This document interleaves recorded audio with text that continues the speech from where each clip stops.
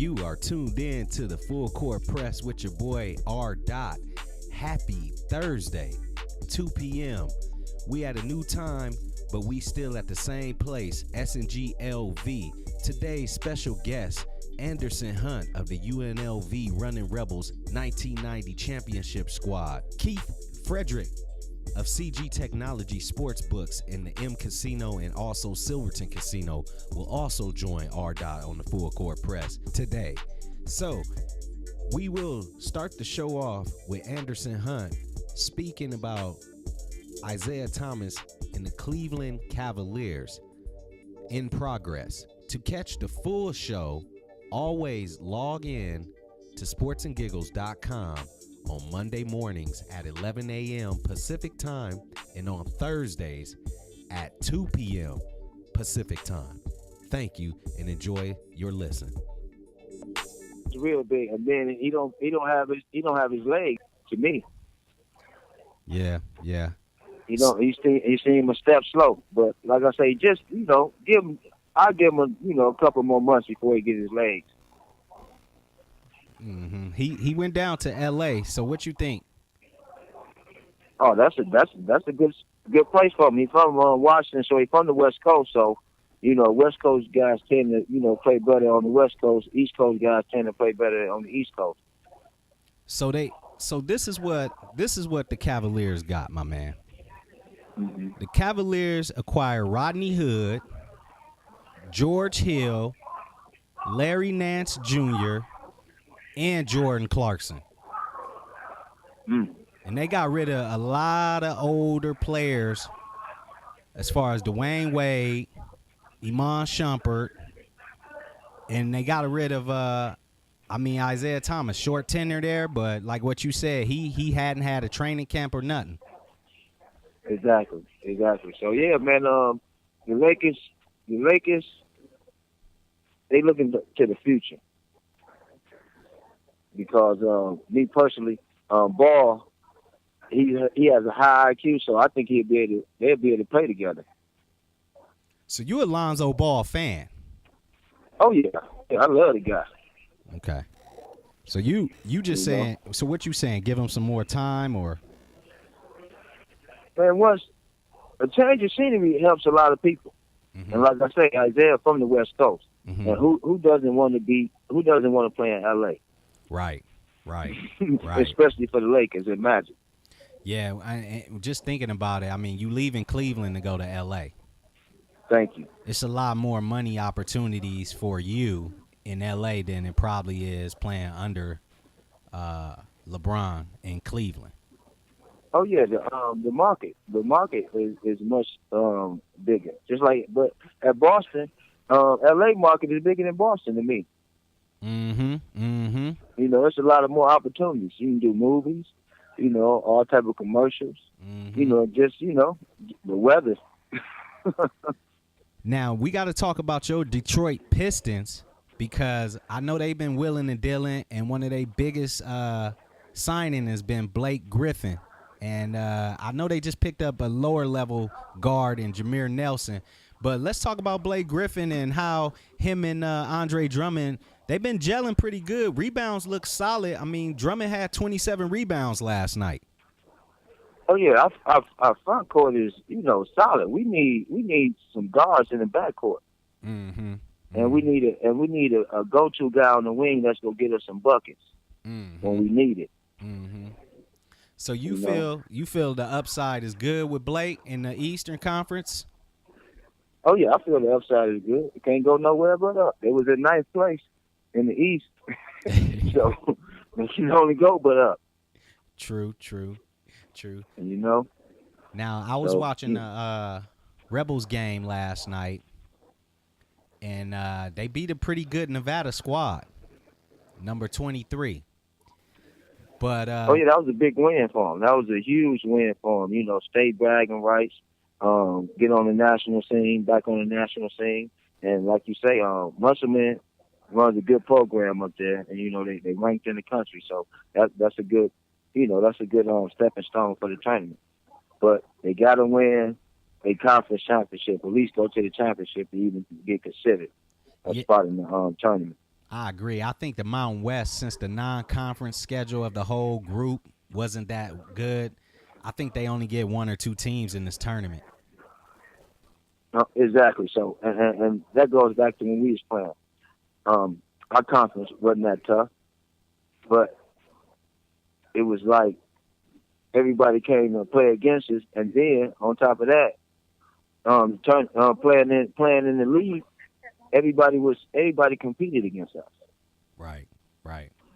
What was the rivalry game between UNR like when you played at UNLV? I don't know. They didn't beat us, so it really wasn't a rivalry. It was just the state rivalry. People from the South versus the people from the North. It wasn't even really much of a challenge, huh? Exactly. So but it was all in competition. We hated them, they hated us. Right. So yesterday, man, we witnessed a lot of upsets in college basketball, right? St. John's beat number 1 Villanova. Ohio State beat number 3 Purdue, and Texas A&M beat number 8 Auburn. And if you want to say UNLV beat number 23 Nevada. So, oh yeah. Now saying this, what's the psyche of a player and of a team that's visiting and they're ranked and they playing a team that's maybe not so good in the standings in the conference? Like, what are coaches not saying to these players to motivate them to win these type of games? That's what it is. You gotta you can't not just coach X's and O's on the court, but you have to be a master motivator, because young kids' minds wander from game to game. It's very seldom now you get a consistent team. Like 2-3 years in a row. Except for Duke, the Dukes and teams like that. But it's hard, man, to get young kids to concentrate the whole season. Just like I was telling somebody, might have been a day. I said, nah. Matter of fact, it was Coach Menzies on the text. I said, man, tell the fellas it was a big win last night, but it's all about the next game. That's good advice. You got to be ready for the next game. Yeah, you can't. Go ahead. I'm sorry. Yeah, that's how you become a great team. Not just a good team, a great team. You can't beat a ranked team on a Wednesday and then lose to a non-ranked team on a Saturday. Well, they got a tough next game against Wyoming, and it's at home. It's at the Thomas and Mack. But UNLV, to me, they've been playing better on the road than they've been playing at home. Wow. Well, you know what, man? That got to. I ain't gonna say it got to change, but it has to change. You got to protect home. You got to protect your home court. Like Coach Talk used to tell us, man. That's like somebody coming in your house on a Sunday after you done ate dinner and everybody watching TV in the living room. They just walk in your house and take over your house. Give me a Coach Tark story on how he used to motivate you guys. Let's say you guys are going into like University of Santa Clara. They ain't won a game in about 2 years. What is Coach, or let's give it somebody. Let's say Fresno State.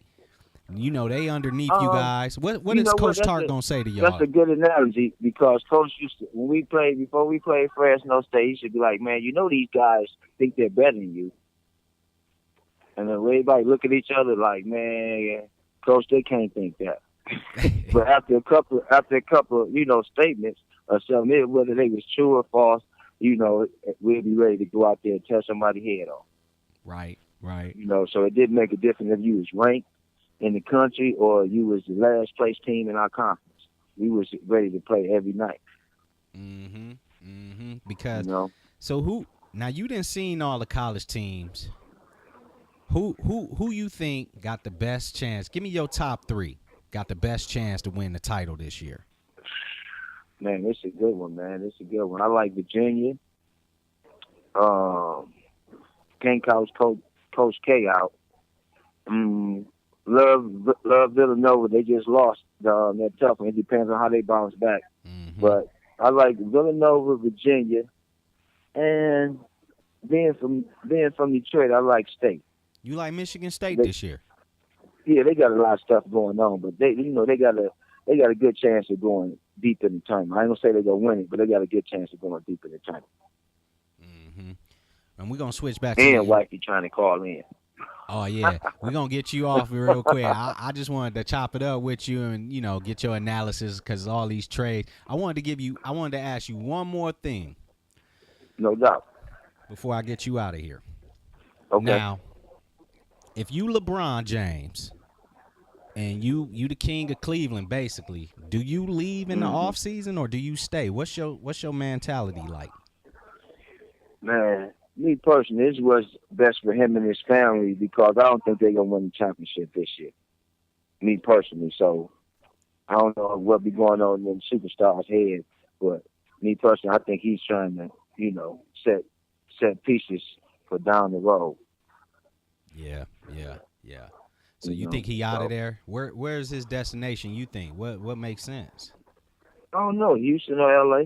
Yeah, you think he should roll to the West? It's tough out there. Oh yeah, man. I think he might as well. He done been in the East, all his career. Just got that big house, that mansion out in LA too. And they say his kids, live out there, So hey, they cleaned out some space too, so it might go down, exactly. Man. It might go down. Man, I just wanted to let the people know what the weather is like out here because I got a lot of fans back east. 72 and sunny, man. 72 and sunny. I was talking to one of my partners back in the D, and I was like, man, he was like, man, I just finished shoveling the snow, man. It's cold. And I was like, man, it's 70. It was 70. I said it was 74 and sunny, and he hung up on me. Tell people it's crazy hot out here. There's no the winter is over. I feel like the winter is over. Right. All right, man. Look, I'm gonna let you get out of here. I thank you for chopping it up with R. Dot in the Full Court Press. And man, anytime you want to come back on, I'm here. No doubt, man. Holler at me when you get off. I will, man. Enjoy your stay. Everybody, most outstanding player 1990 tournament, Anderson Hunt, UNLV Rebels, right here, baby. No doubt. Y'all have a nice day. All right, man. I'll talk to you later. No doubt. Peace. All right, guys. Yeah, that was Anderson Hunt, man. We go back a little bit. That was my boy Fresh's, my boy Fresh's partner from a long time ago, and he linked us up, man. We've been cool ever since, man. I just appreciate him showing love, stopping by, showing some love. Woo, crazy day in the NBA, man. Crazy day in the NBA. It's been just trade after trade. Cavaliers cleaned house. Man, Cavaliers cleaned house. Like what Anderson said, man, they got about 3-4 years younger in about 1 24-hour period. Man, some other trades that went down. Of course, Dwayne Wade went back to the Heat. They'll probably do a little retiring ceremony for him and everything. Because D-Wade, man, it's hard when you get up there in age and you got to play defense on these young guys. Man, that's the hardest thing. And then when some of these young guys is beating you off the dribble and you're like, man, I know if I was about 10 years younger or in my prime, this guy would not ever been able to touch me. Ever. I would have been ripping him. I would have been checking him. He wouldn't been able to guard me. See, those are the type of things that older players got to go through, man. And D-Wade is probably feeling it. He's like, how is this guy beating me? And I can't score on the nightly basis. Like, it's getting worse and worse. So I expect Miami to go ahead and retire D-Wade on out of Dade County where he made his name and send him on packing the right way. Interesting deal right here that I kind of sort of just picked up. Denver, they traded Emmanuel Mudiay to the Knicks, which I thought was probably a good trade since the Knicks do need a point guard, and Moutier, there's just not enough room on that Denver roster. He came in and he let somebody else basically take his place. So it didn't work out for Moutier. So the Knicks, they're sending Dougie McBuckets, aka Doug McDermott, to the Dallas Mavericks. And the Nuggets will acquire Devin Harris, which is on an expiring contract. So the Nuggets going to receive that. And then the Knicks, they require Emmanuel Mudiay from the Denver Nuggets, who was a 7th overall pick in 2015. And if you talk to a lot of people around this area and here in Las Vegas, a lot of folks remember Emmanuel Mudiay when he came here about 4 summers ago.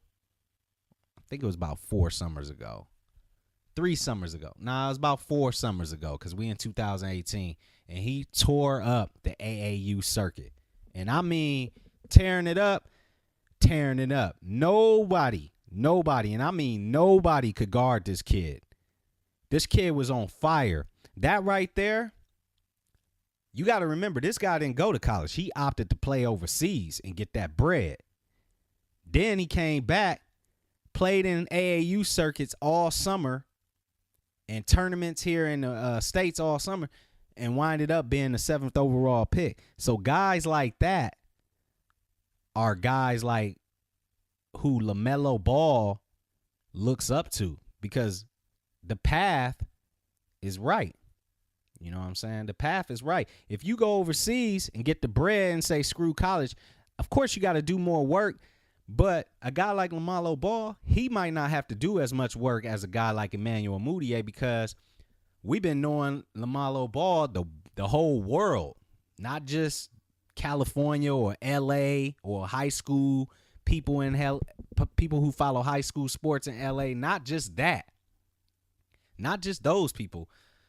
Worldwide, people know who LaMelo Ball is. So his stock, when it's time for him to go to the NBA, it'll be up.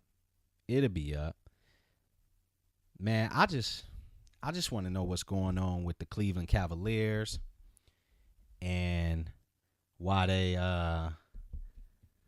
numbers ain't going down, and it's just a lot, man. I can't believe you allow a guy to just take control of your team like this. I just can't believe it, man. And you know, LeBron James, you know, I got to give him credit because he's a guy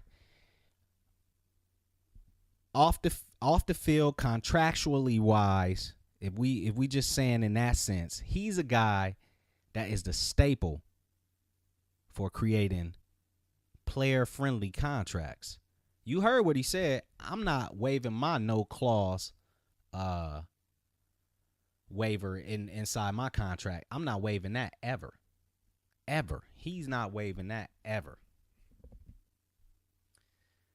Now, if LeBron James decides to leave Cleveland at the end of the year, just believe me, there's going to be a lot of people upset. You know. You think the first time was bad when everybody was burning his jersey. The second time, oh my God, the second time is going to be even worse.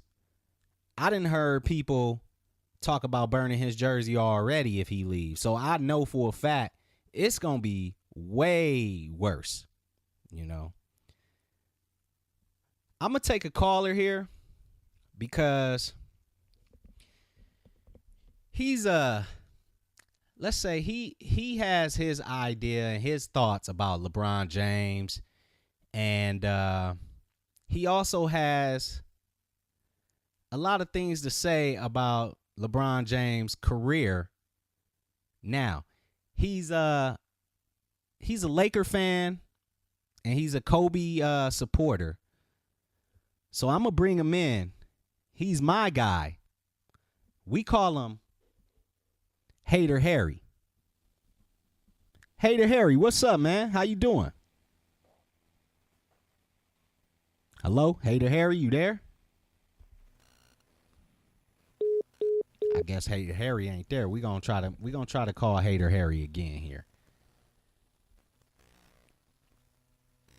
We gonna get him on the horn here.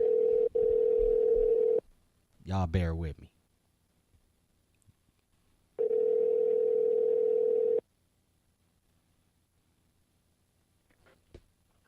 Hey Harry. What up, Rico? Rico. What up, Hater Harry? What's up? Man, if you hang up on me one more time, first of all, I need a proper introduction, man. This is Mr. Hater, man. Mr. Hate. Never late, and if you're waiting on me to say something good, you can just wait. What up, man? Look, man, I don't want no trouble. I just want to invite you on the art with R. Dot and the Full Court Press. Well, you came to the wrong place because trouble is my middle name. We just look, Hater Harry. We don't want no trouble, man. We coming with peace. We just want to talk a little bit about the NBA, and we want to talk about your guy LeBron James. Oh my God, you talking about LeBron Raymond James? Man, Mr. Raymond, this guy. Let me start off with the origins of my hate. First of all, it started when he went to Miami. Easily the biggest sucker move. He started all this sucker super team shit. Oh, can we curse on here? Yeah, beep that out later. We gonna have to beep that out, but go ahead. First of all, I'm not a sensitive guy, but in Game 7, when they was playing the San Antonio Spurs, I had my whole Facebook emotional life written when they was about to lose. I hate Ray Allen. Ray Allen was Jesus, but I'll never call him that no more because he saved LeBron Raymond James' career. I had it starting off with, you are a sucker. You are weak. You will never, ever be Jordan or Kobe or Magic. It was about 9 pages. It went from his detail to his childhood all the way up into where he was born to where he is now. Whoa, Harry, what about the ring? He's won titles, though. Oh, my God. He had to go make an all-star team to do it. No other player had to do that. He went to Miami, got his rings, and came back just to get his stats up. He is the biggest. You know what? I heard this the other day. He is the T.O. with rings. Everywhere he goes, we got to all cater to him. We got to all do what he wants. He got to have his boys. Man, F LeBron. Wow. Raymond James. Hater Harry. What about the new squad he just put together? With Rodney Hood, he acquired Rodney Hood, George Hill, Larry Nance Jr., man, Jordan Clarkson. They are in for a world of trouble because they think they go in there with a squad. Oh, no. Y'all about to be LeBron James' royal servants because he going to do everything. They're going to find out why Kyrie left real quick. They're going to find out exactly why Kyrie had to say, I can't do this no more. Mm-mm. Wow. Can't do this no more. So how do you feel about your teammates? Let's say you a teammate of LeBron. How would you feel about him? I would kill myself. Damn. What about his antics when he be working out with other players during the season that ain't from his team? LeBron James deserves an Oscar because he is the biggest actor in the world. Everything he does on social media, he should get a nomination for. He is just, this is my buddy. He scored 30 points. He's my buddy. Trae Young scored. I knew Trae Young before y'all. Oh, what's the Chinese boy? Don't even nobody remember his name. Jeremy Lin. He's my boy. I spend the night at his house. Man, you a grown-ass millionaire spending the night at your people's house. Who does that? Man, on a slumber party, you in the league. This man tries to attach himself to everybody that's hot. He like Jay-Z. Whatever rapper come out, he want to get on the feature so he hot too. That's how he maintains his hotness. Man, LeBron James is the biggest phony in the league. And it's all going to come out. I'm waiting until you retire and the 30 for 30 come out. Wow. So what do you say to people that has this, that just say that LeBron James is already a notch over Kobe Bryant? Whoa. LeBron James will never be Kobe Bryant. Kobe Bryant played for one team, went through the ups and downs, the playoffs 4 years out of his 20 years, but he stuck with them and got them 5 titles. LeBron had to build an all-star team just to get his titles. He had to get Draymond fired because he talked to the commissioners like, we can't beat him with Draymond. They suspended Draymond so they could come back. People fail to remember that when they talk about the series. Draymond didn't play a game, and that brought them back.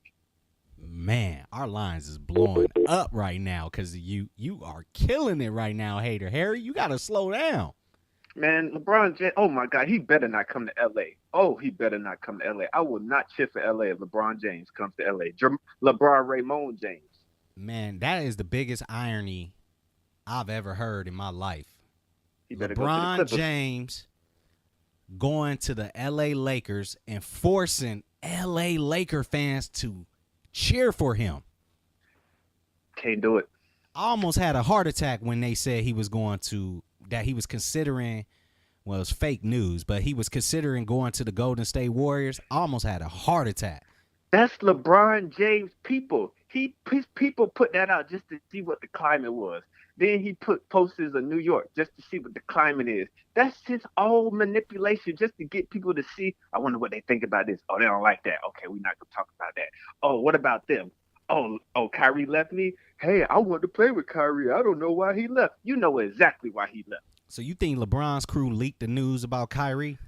Absolutely. He creates his own agenda. Anytime they start talking about somebody else, he does something to get the focus back on him. He is the biggest diva attention whore I have ever seen. All right, Hater Harry. All right, man. Let me ask you this. Who wins the Eastern Conference this year? Oh, man. It's looking like it's going to be Boston and Cleveland in the finals because I just don't trust Toronto. Kyrie Lowry is fool's gold, and DeMar DeRozan is a number 2, number 3, number 2 at best. But he's in the JV East, so I don't even count them. It's pretty much Boston and Cleveland. All right, that's pretty much what the staple is around sports, the sports sphere. Everyone thinks it's going to be Boston and Cleveland in the East, unless someone pulls a huge trade out there. You know what? There's been some reports that DeAndre Jordan may join the Toronto Raptors. How do you feel about that? Oh, that would put them over the hump. That'd make them the favorite. So, because that'd make it so much easier for them. So one last question I want to ask you. Now, a lot of people have been looking at the Washington Wizards situation, and they've been explaining and saying that the reason why they're going on a nice little win streak is because they don't have John Wall. How do you feel about that? That's so easy to tell. John Wall is the most overrated player out of all the point guards in the NBA. Wow, Hater Harry, come on now. Out of all the players in the NBA, Hater Harry, come on now. You got to. He is so salty, too, that they winning. I even saw this quote this morning. He was like, oh, Gortat trying to say we won as a team, exclamation. He's the one that get the easiest buckets that I spoon feed him. See, that's that kind of talk that make people know I spoon feed you. Gortat got to the league before he met John Wall. He was doing his thing before John Wall, but John Wall is so focused on just his stats. I ain't no selfish. I averaged 10 assists. Stephon Marbury averaged 8 assists for his career. He's the most selfish point guard ever. It ain't about stats. He probably only passed the ball 10 times. That's why he is trash. They need to get rid of him, and he needs to go to the West so he can be sunned. Who does John Wall remind you of as an older, like, if we're going to compare him to an old 90s player, who is John Wall? Ooh. He's Steve Francis. He's stats without the wins.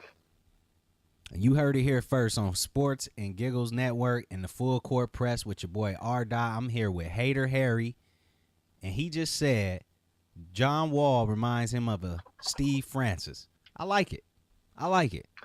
All right, and the man. last thing I want to say as a Laker fan, this trade with Isaiah, first thing I said, he better not come here with that foolishness. And the first thing I hear is he say he better start or he want a buyout. We don't need you, Isaiah. You can go on about your business. There you have it, y'all. Hater Harry right there. Man, I will talk to you later, and thanks for calling. And I'm out. Wow.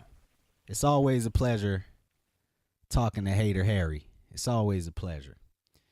Man, we're going to be talking some sports book and some Super Bowl. I got a very, very, very, very special guest coming up. He's the sports book manager at the M Casino, the Silverton Casino.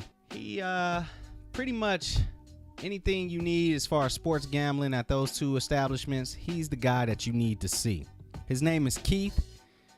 We're going to get him on the horn. We're going to talk some Super Bowl. We're going to talk some futures. We're going to talk some Vegas Golden Knights. Y'all just bear with me. Full Court Press, R. SNGLV. We'll be back in 30.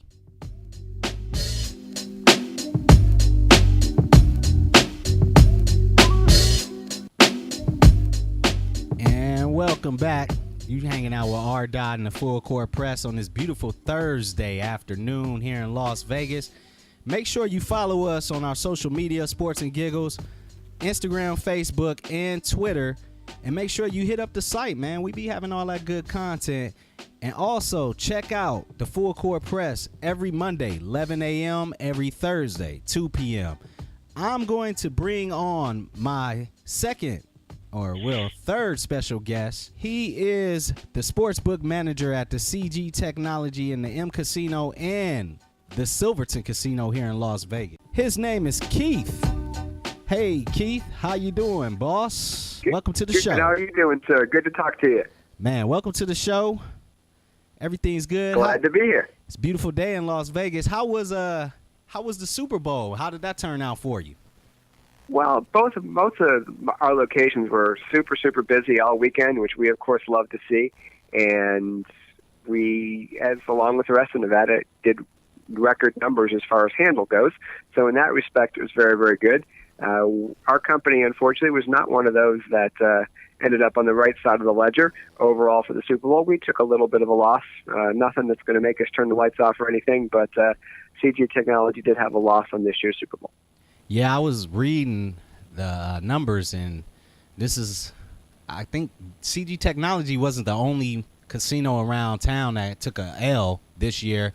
But from what I read, this is only the third time that sportsbooks lost in the Super Bowl era in 28 years.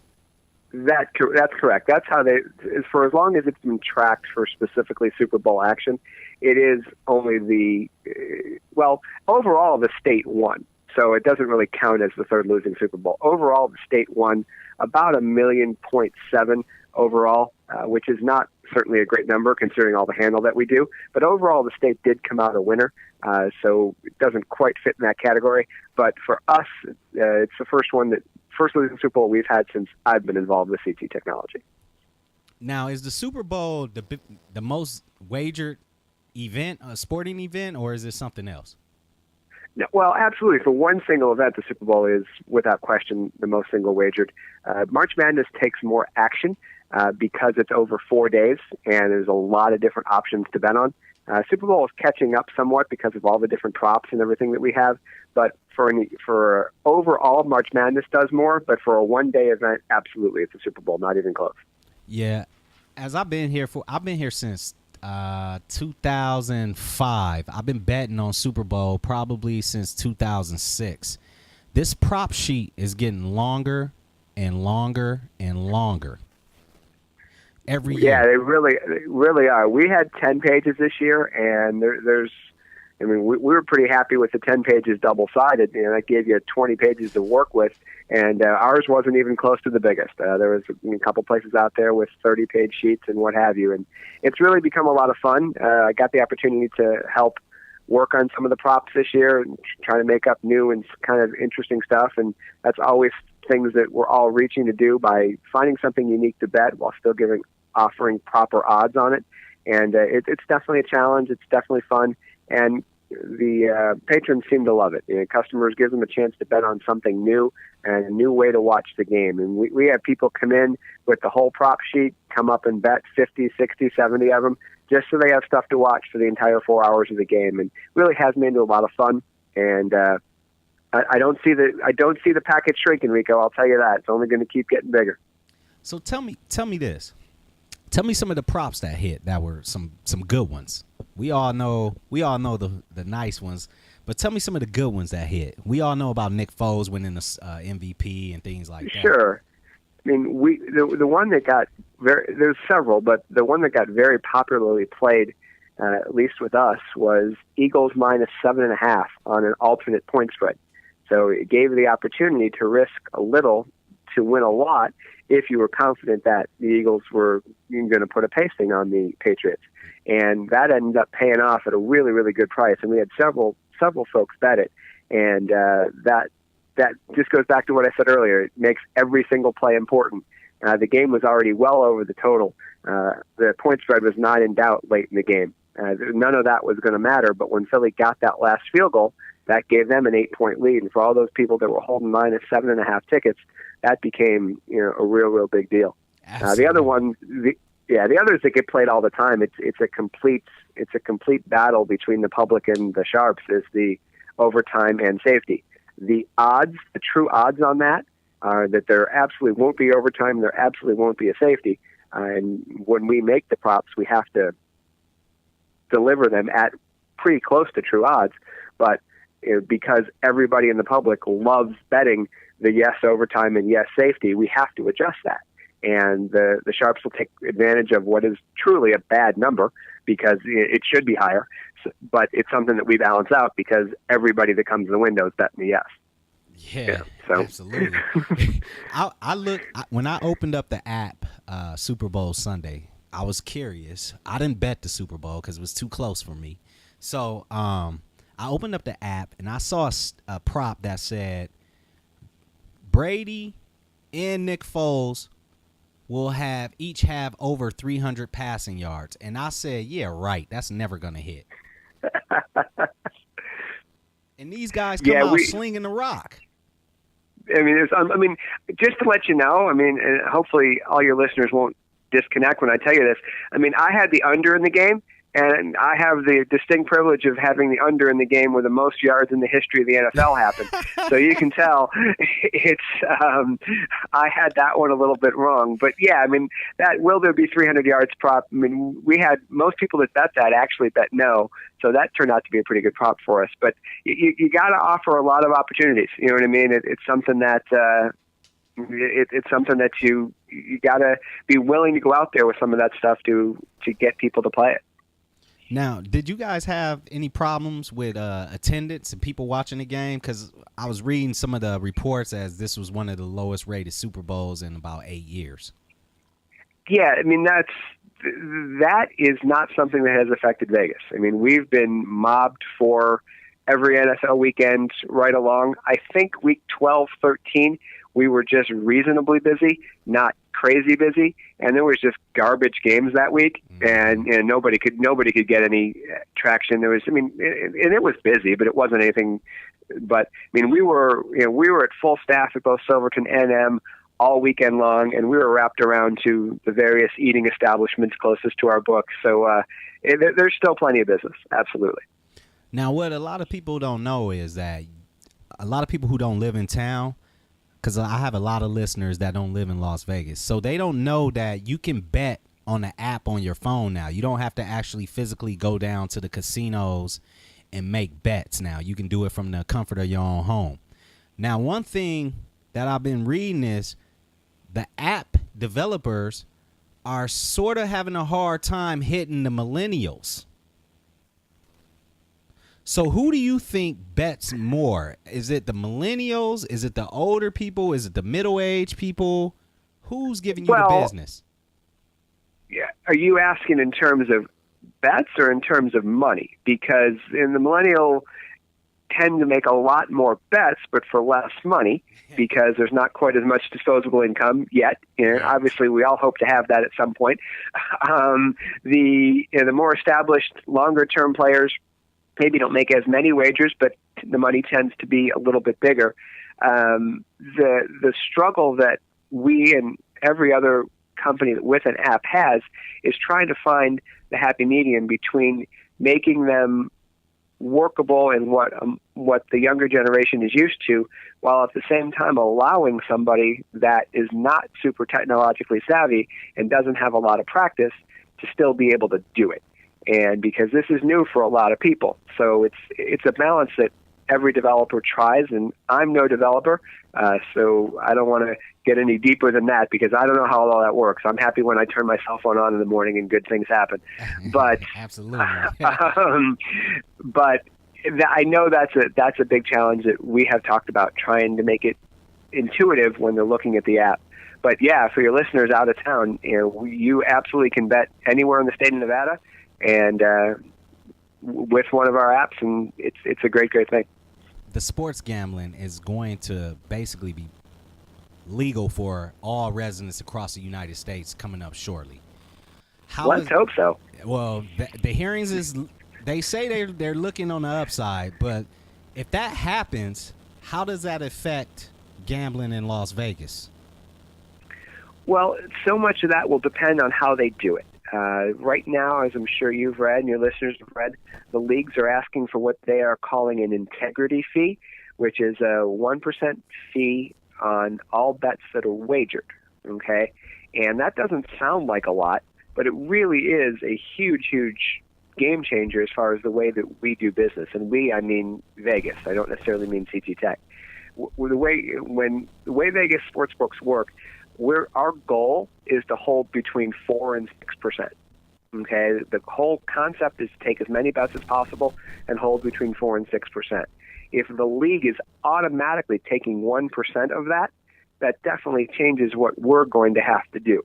Okay, so the league has come up with a number that they're floating out publicly, which doesn't sound like much until you really get into it.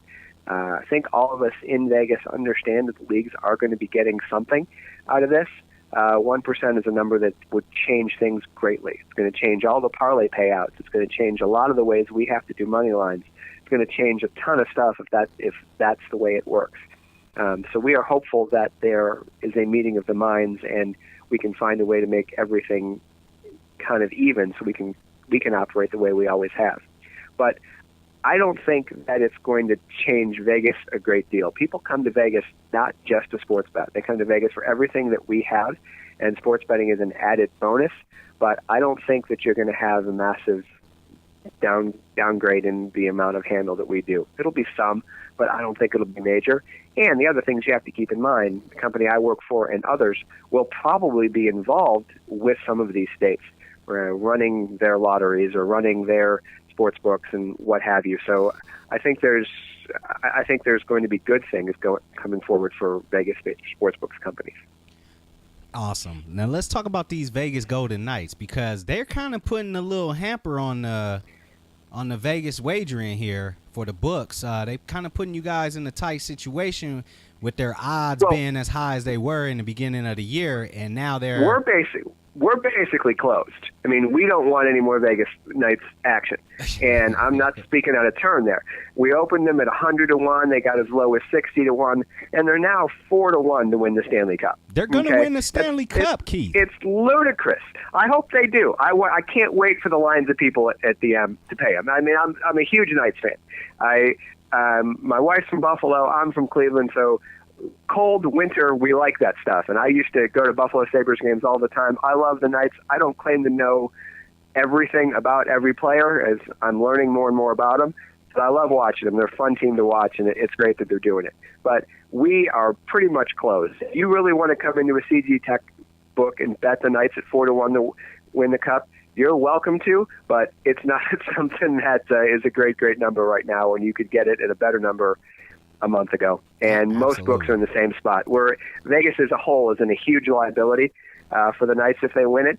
And the neat part about that, though, is even though it's a huge liability for the books, every single person that I talk to in the sports betting industry, and I have friends at all the different books, we all still want them to win because we're fans, and we're willing to pay those tickets out if that means we could celebrate like that. Absolutely. They would be great for the city of Las Vegas to have, and it would be great for the sport of hockey to have. Absolutely. A franchise an expansion team like that, oh my God. Unbelievable. Just incredible. And what those odds, tell the people again what those odds started out at. I think when we first opened them, and I don't have the number in front of me, but I know when we first opened them, they were really high, 75, 80, maybe as high as 100-1, because nobody thought they would do anything. And then once we had to move them eventually because everybody was betting them even before they played. Everybody was getting the ceremonial ticket, right? Absolutely. And then as they get good, they're like, wait a minute, I might cash this. And more bets came in, and that's when we had to get it really low. If you look, the overall, the season point total for them was, I think, 63 4.5, and they went over that before the break. Absolutely. It's just unbelievable. It's crazy. Right now, they're currently sitting at, to win the Western Conference, 3-1. And to win the Stanley Cup, you can get it at 5-1 at some places, 6-1, some places 4-1, some places still. Good luck. That 5 or 6-1 won't be there too much longer. It won't be there that much long. And then let's talk about these Cleveland Cavaliers. A lot of things is going on with them. Do you expect the lines to move a little bit with those new acquisitions, or what? Well, again, I don't. Your listeners won't know this, but you do. You know I'm a diehard Cleveland fan, and I was watching the Woj bombs all morning today, like everybody else was, and it's amazing how they've overhauled the roster. Wow. The only person that I'm sad to lose is Crowder. I thought he served a really good purpose for us, and I thought he would help defend either whatever Rocket or Warrior we would need guarded in the finals if we get that far. And I do say we; it's just natural. You have to forgive me. 35 years in Cleveland. That's your team. I understand. No apologies. But so that one hurts. I think that will be a piece that is missing. But I think the rest of it makes a ton of sense, and they're showing that they're willing to pay the extra money, something that Gilbert, for all his foibles, Gilbert has always been willing to write checks for this team and taking on the extra money while still getting rid of Crowder's contract and IT's contract. Those were expiring. The fact that he's doing that, I think that does show LeBron that they still want to compete this year and moving forward. And I think they've managed to do that. They've managed to get a little better, keeping some pieces together for next year, and not give up the Brooklyn pick. I'm pretty happy with it. I also finally thought it was a really classy move to send Dwayne Wade back to Miami. I thought that was cool. They did good solid for him. Absolutely. That makes so much sense to have him go out and retire as a Miami Heat rather than a Cleveland Cavalier. Right now, the Cavs, to win the Eastern Conference, they're still the favorite at -140 at some places. And then to win the chip, they're about 5-1, 4-1 at places. So they're still kind of the favorites. To win it all, they're about third or fourth place to win it all. They're going to be behind the Warriors, probably behind the Warriors, and certainly the Rockets. Right. Then it kind of depends on what you're looking at, whether the Celtics or the Cavs are ahead. The market really has not adjusted much to today's news. We haven't had a flood of money in on Cavs just yet. I think they kind of want to see how this team gets together because it is so new. I mean, you've got 6 new players, and the Cavs are a really temperamental bunch. When Isaiah came to play, they were all screwed up for 2 or 3 weeks. They're a little bit fragile, and happy to say that. But once they get it organized, I think they'll be pretty good. But I think that's why you haven't seen a real market correction yet, because no one really knows how this is all going to shake out. And then what's the take on OKC, the Thunder, right now? Are they in the loop, or are people wagering them to win it all? Do they think they could beat Golden State, or what's going on with them? I think if there was a prop out there that says, will Team A win 2 playoff series, I think Oklahoma City, listen to me. I think Oklahoma City would be well in that mix, because I do think they're capable of going to the finals. Just with those 3, and you never know with Russ. If he just goes off and gets in that zone for 5-6 games, they can beat both of those teams. They went into Golden State 2 nights ago, or last night, and drilled them. I think they're very capable. I just think it's in the minds of the public, and quite frankly mine too, I think it's difficult to imagine them beating both teams, which is what they'd have to do. And I think that's why you can still get pretty good odds on them. Absolutely. Well, thanks a lot, Keith, man. I appreciate you coming on to the Full Court Press with us and talking a little bit about gambling and sports wagering. It's going to be a huge topic on a lot of American citizens' minds here in the future here if that law gets passed. Absolutely. I loved having the chance to talk to you. If you ever want to talk again, you know my number. I'll be around. All right, everybody, that's Keith. Go down and see him at the Silverton Sportsbook and at the M Resort and Spa Casino Sportsbook. Am I right? Absolutely, that's me. Tell me you heard me on Rico's show, and I'll get you a couple drinks or something. Absolutely. Tell him you heard him on the full court press, and he'll give you some drinks. All right, thanks a lot, boss. Be careful in that traffic. Absolutely, I will. Thank you. See you, Rick. Bye-bye. All right, later. Yeah, man, that's my man Keith holding it down for me, letting you guys know who to bet on and who's winning money and what's going on with the sports wagering in Las Vegas.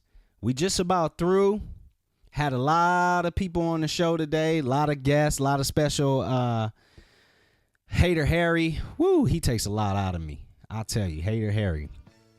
Man, I want to put something on y'all mind real quick before we jet up out of here, all right? And this is what I wanted to tell you.